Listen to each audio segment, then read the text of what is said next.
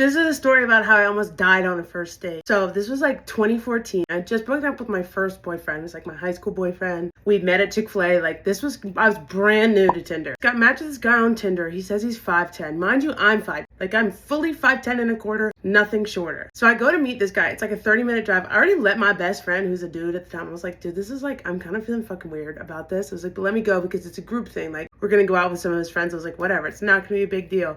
So we get out there, I get to his house, whatever, blah, blah. Like he's there and he comes to the door and he's like fucking 6 inches shorter. Like he's probably 5'4", which nothing wrong with a short king. But like, why would you lie to me? Or why would you lie in general? Well, why would you lie to me? The pictures must have been old. I mean, he was like balding. I was like, this is fucking weird. But we get there, he's like, do you want a drink? Thinking that we're taking his car. I was like, yeah, I'll take a drink, whatever. Hands me like an unopened beer. Totally fine, drink it. And then he's like, okay, let's go. He said, we gotta use your car. And I was like, oh, you said that you were driving. And he's like, yeah, I'll drive your car. And I was like, no.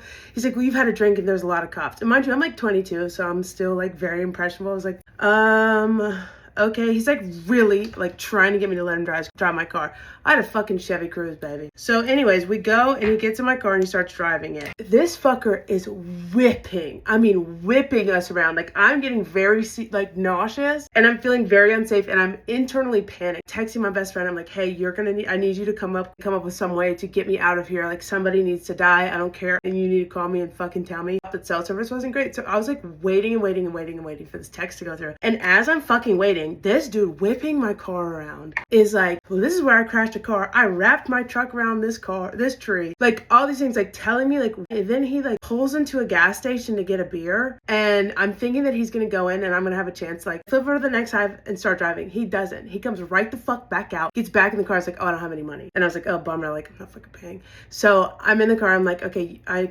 finally the text goes through and his cousin called me, who I'd never met at the time. And she was awesome. She is awesome. And she was like, hey, Aunt Joe, she just kicked the bucket. You need to come home. So I just dropped this. I just say, okay, you need to pull over now. I need to go. Guess it was a good learning experience. Wouldn't recommend, but it was a good learning experience because now I only meet at dates. I'll only meet out in public. I'm not meeting at your house. I'm not meeting anywhere. You're not driving my car. I'm not being driven in your car. So that's a story time of how I almost died on a first date. I mean, there were some really close calls and he had fucking road rage too. It was fucking frightening. I love you all so much. I'll see you all in the next one. Bye.